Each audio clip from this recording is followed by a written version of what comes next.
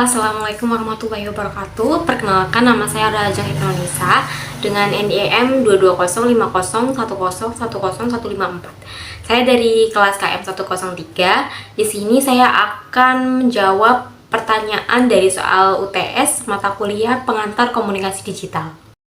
Yang pertama, mengenai pengertian komunikasi. Komunikasi merupakan proses penyampaian pesan. Tanpa adanya komunikasi, maka kehidupan manusia juga tidak akan berjalan. Interaksi manusia, baik secara individu maupun kelompok, itu tidak akan terjadi. Komunikasi merupakan prasyarat kehidupan manusia. Secara bahasa, komunikasi artinya sama. Artinya menyamakan makna. Dan menurut Carl E. Hovland, proses komunikasi adalah proses yang memungkinkan seseorang menyampaikan rangsangan, biasanya berupa lambang-lambang verbal, untuk mengubah perilaku orang lain atau yang disebut dengan communicate. Jenis-jenis komunikasi itu yang pertama ada komunikasi verbal dan komunikasi non-verbal. Komunikasi verbal contohnya adalah perbincangan mahasiswa ketika jam makan siang, perbincangan tetangga-tetangga di dalam kehidupan sehari-hari. Dan komunikasi nonverbal yaitu berupa sentuhan, ekspresi wajah, penampilan, itu yang disebut dengan komunikasi. Yang berikutnya merupakan pesan verbal dan pesan nonverbal. Yang pertama, pesan verbal. Apa sih pesan verbal itu? Pesan verbal yaitu semua jenis simbol yang menggunakan satu kata atau lebih. Di sini kita sebut bahasa. Bahasa dapat juga dianggap sebagai sistem kode verbal menurut Teddy Moyana pada tahun 2005. Bahasa dapat didefinisikan sebagai seperangkat simbol dengan aturan untuk mengkombinasikan simbol-simbol tersebut yang digunakan dan dipahami oleh suatu komunitas. Contohnya, dalam tatanan bahasa Indonesia, kolam renang itu kolam renang, tapi dalam bahasa Inggris, tatanan bahasa itu bisa saja dibalik menjadi swimming pool, jadi renang kolam. Kemudian yaitu pesan nonverbal. Istilah nonverbal biasanya digunakan untuk melukiskan semua peristiwa komunikasi di luar kata-kata yang terucap dan tertulis.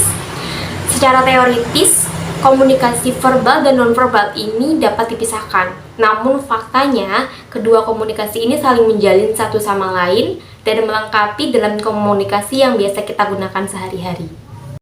Pesan-pesan nonverbal ini contohnya raut muka, postur tubuh, gerakan tubuh, body image, bau-bauan, sentuhan. Itu yang dinamakan pesan nonverbal, artinya yang selain terucap dan tertulis. Kemudian mengenai fungsi-fungsi pesan nonverbal.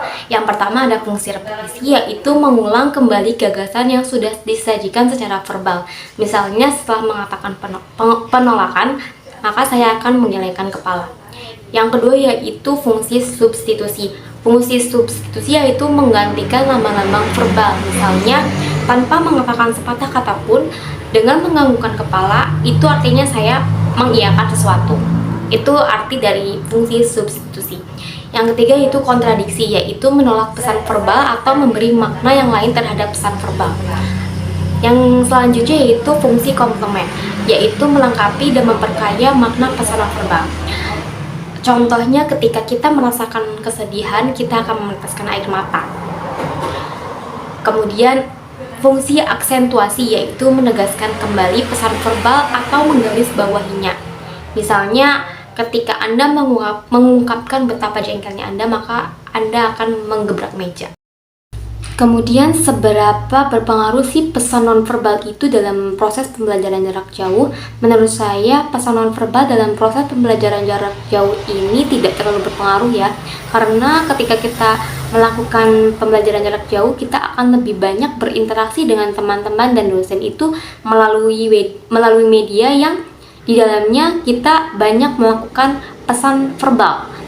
Misalnya melalui WhatsApp, melalui materi dalam PowerPoint, kita banyak melakukan komunikasi secara verbal. Namun bukan berarti tidak ada pengaruhnya sama sekali. Dapat kita lihat ketika kita melakukan video conference dengan dosen dan teman-teman, kita akan berkomunikasi secara verbal dan non-verbal di situ. Kita bisa melihat karakter dosen dan teman-teman melalui cara mereka bicara, melalui penampilannya, melalui gestur tubuhnya, melalui ekspresinya, di situ ada pesan nonverbal. Bagaimana pesan nonverbal itu bisa tersampaikan dengan baik dalam proses pembelajaran jarak jauh? Menurut saya, pesan nonverbal itu dapat tersampaikan dengan baik, dapat kita manfaatkan ketika kita melakukan video conference. Itu sebaiknya semua siswa dan dosen bisa on cam. Jadi kita bisa melihat penampilan mereka, kita bisa melihat raut wajah mereka, ekspresi mereka dari situ.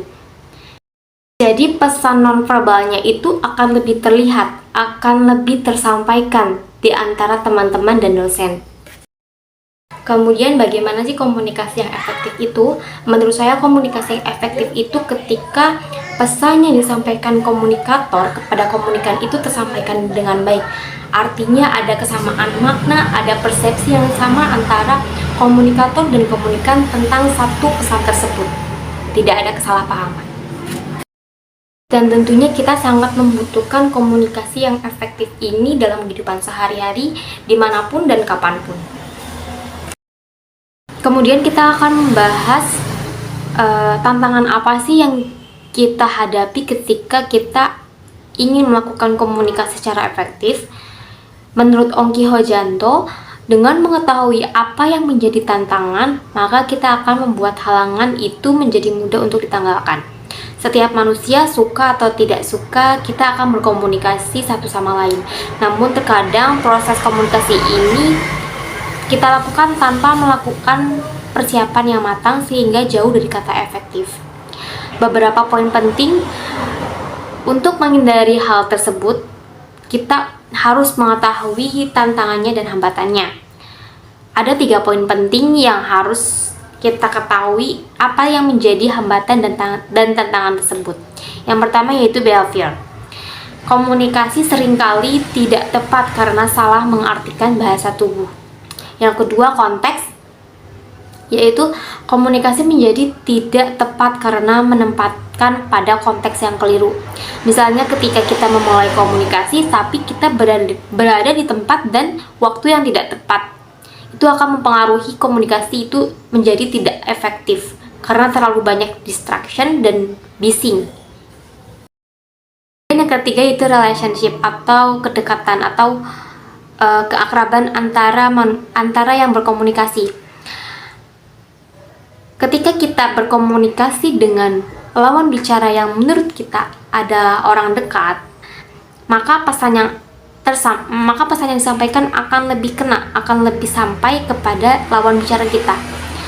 Dan untuk menjalin komunikasi yang seperti itu, kita bisa lakukan dengan cara misalnya melakukan pujian terhadap lawan bicara kita supaya dapat terjalin hubungan yang lebih dekat dan komunikasi yang dijalankan itu akan lebih efektif dan pesan yang disampaikan juga akan lebih tersampaikan dengan baik.